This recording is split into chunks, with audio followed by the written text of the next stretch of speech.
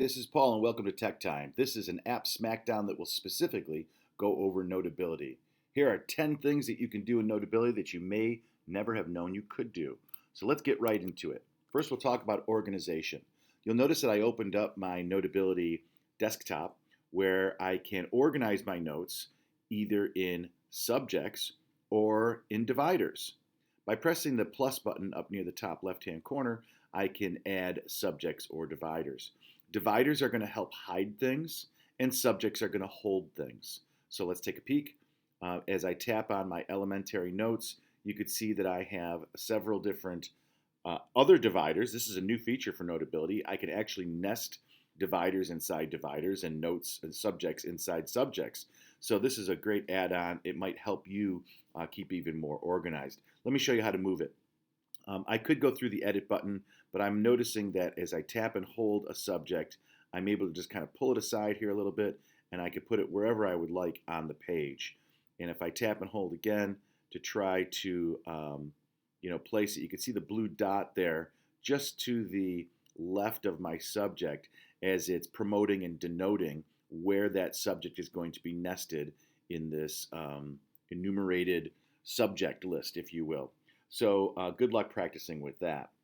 Let's get into our paper template. So I'm going to start a new note by pressing on my pencil key, and let's talk about paper. The triple dot up in the top right-hand corner has a variety of templates.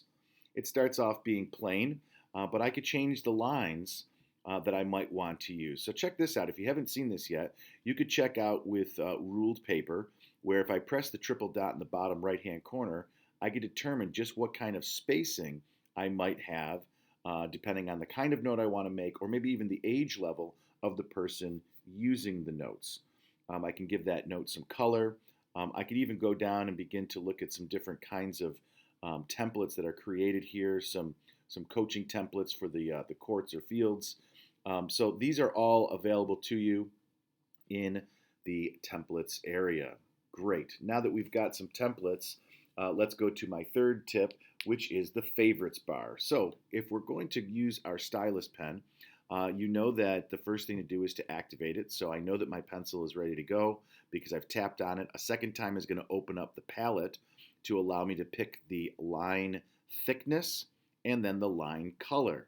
So for now, I'm just going to slide across here and show you that I do have other colors. So I'll pick one of these, and I could change the thickness of that pen. So I'm just going to go ahead and write my name on the page, and that looks great.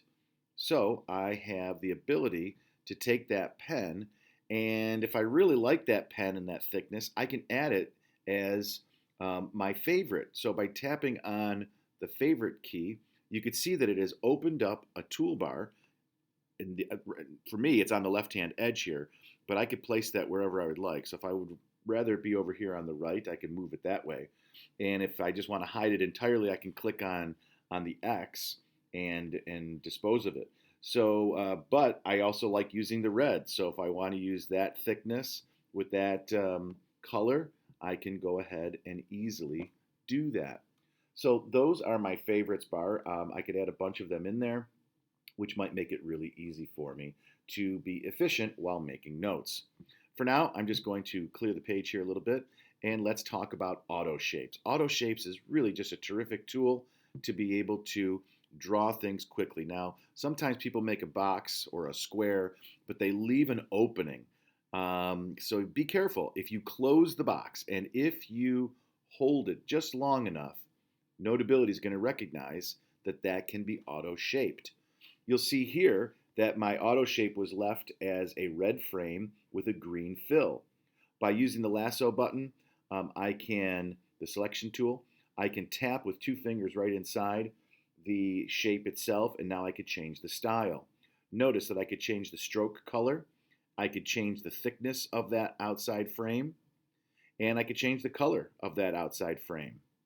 Next, I can go ahead and click on the fill button. If I don't want any color at all, I could remove it, or I could pick whichever color I'm interested in. So again, I could slide across and find different colors that I have. So the auto shapes works really well with drawing out triangles And once the triangle is there, I could actually reshape it. So this is great. I could make circles, just tap and hold long enough. And you begin to make ovals and so forth. So this is pretty cool. One of the best benefits with the auto shapes is making an automatic arrow. So by just tapping and holding long enough, you could see that I have some real control over how I might want to look at this. But it doesn't stop there. I could even change the shape of that arrow. I could begin to tap and hold on these and move it to where I might want it to go. So great add-on for Notability with auto shapes. Let's go to my fifth tip, which is converting text. So at first, I'm just going to go ahead and write in here my name. And now I'm going to use the lasso button and circle that up, double tap right inside with 2 fingers. And I do have a bunch of selections. I could have used, this to change the style or to duplicate, copy, paste, and so forth. But let's click on convert. I can actually convert this to text. So students will find that if they are quickly writing something but they want it to get clearer, they might want to use the text tool, so convert selection. And once I've got that, it's just excellent. So when converting to text and even, how about this, double click on it, I can convert this to speak. Paul. Hopefully you were able to hear that. It pronounced my first name, which is great. And if I had a whole bunch of text, it would begin to narrate that. And my sixth tip is going to be under presentation. So you'll notice at the top toolbar, I am mirroring my iPad screen to my laptop, which is what is recording this. But you'll notice these 2 squares showing me that I'm mirroring. And because I'm mirroring, I actually get this extra laser pointer, which I find to be really helpful in making presentations to my class. And I could have a tail on the laser, or it could just be a dot. So if I just do it without it, I've got like this little magic ball that I'm able to point out different things of my presentation. Tap and hold, what does the laser tail look like? It's going to allow me to draw on the screen and it will just kind of fade away, which may be just the perfect tool you need when presenting. Again, this is because I am mirroring my iPad to a projector or a laptop, etc. Under normal circumstances, let me just tap off my mirroring.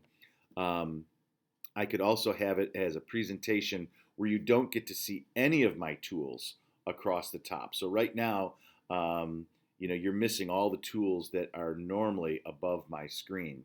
So I'm just going to go ahead and tap that back out so that we can see my entire page. So as we continue on, I'm just going to start a new page here. Just put a little break line here so I know where I'm at. Let's talk about Hex Colors. Hex Colors is really terrific when you want to use the control of your color palette to really get into the branding of different items. You'll notice if you scroll all the way over, right now I'm just using the pencil tool, but there is a plus sign there, so I could add colors. Well, let me show you how you could find Hex Colors. Hex Colors are easily searched on the internet. I'm going to click right into the first choice here, and I could find that there are colors that across the whole spectrum. So let me put myself here in this purplish range, and as I move the cursor around, you'll see that I can get a color. And suppose I'm happy with this one. So here we have, let me just point this out. We have C78 CCE. So by doing that, I'll tap back into Notability, and as I go into my favorites color, if I just tap in here the same hex code, I will go in C78 CCE, and there is purple. I will go ahead and click the check mark, and now I have that new color.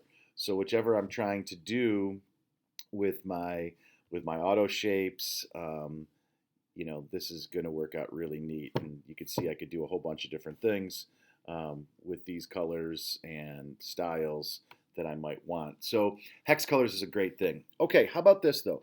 Partial eraser. Partial eraser is similar to the pen and the highlighter. If I tap on it a second time, I have some choices. Traditionally, Notability had a whole eraser where with one stroke I can remove a particular line. Let me show you how. I'm going to go down to another page and I'm just going to make a smiley face here. Real simple. There's 3 lines there, 1 eye, 2 eyes, and a mouth. And if I wanted to get rid of one of the eyes, I would not have to take my cursor and try to, scribble this down or to carefully write right over it. Rather, I'm just going to take my fingertip and go from left to right, and you can see that as I cross through that line, I can remove it. Let me undo it so you can see it again. I'll go through both lines now, and I'm removing that. So we could see how the whole eraser actually works. But a partial eraser is going to work a little bit more like this. And now I could really get in and, have some fun changing up how I might want to do things. So the eraser, partial eraser, full eraser, and you can choose the thickness of that and even have some favorites just like you do with your pen. So here's an eraser. You could see it on my favorites bar to the right hand side. Next, let's look at the dock viewer. So the dock viewer is located in the top right hand corner. And as I tap on this, and this is no different than what it has been previously in Notability, but with the most recent update, you'll see that in every page there's a triple dot giving me some options to add, some cut to paste different information right into Notability. So by doing the page manager, I could take this page and I could start to organize where I'd like things to go. So let me just try to pull this up. I'm going to drag and drop and put it into a position. And now page 3 has become page 2 and so forth. That might be easy, but if I have a really long document, it might be a challenge. So here's a new feature. The very, very bottom right-hand corner is a double-headed arrow where now it gives me a nice view of the different thumbnails of the page. So take a look at that. Maybe that helps you organize things the way you would like so that you could arrange and move things around as you wish. So I'm just going to try to undo that. Looks like I have to move it more specifically. And that is the page manager. Last tip, let me just close this out by tapping on that double-headed arrow again, and then I will close it by collapsing the page manager button. Next, let's talk a little here about the microphone. There's lots to do, but with the more recent updates of Notability, the control of the recordings is getting better and better.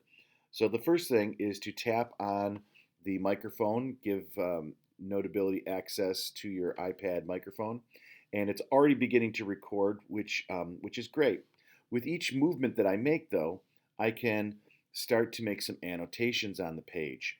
And as I'm talking through a particular moment of instructing my students, and I'm drawing and I'm doing different things, as soon as I press the stop button, okay, and if I open up the recording manager, you can see that I've got, my recordings are here. So if I press the play button, microphone, and it's already beginning to record. So notice that before I made these annotations, what is now 2 seconds into my 19-second recording, this has been watermarked. So it's really great to be able to allow a person to skip ahead or fall behind or rewind and so forth a very specific part of the recording.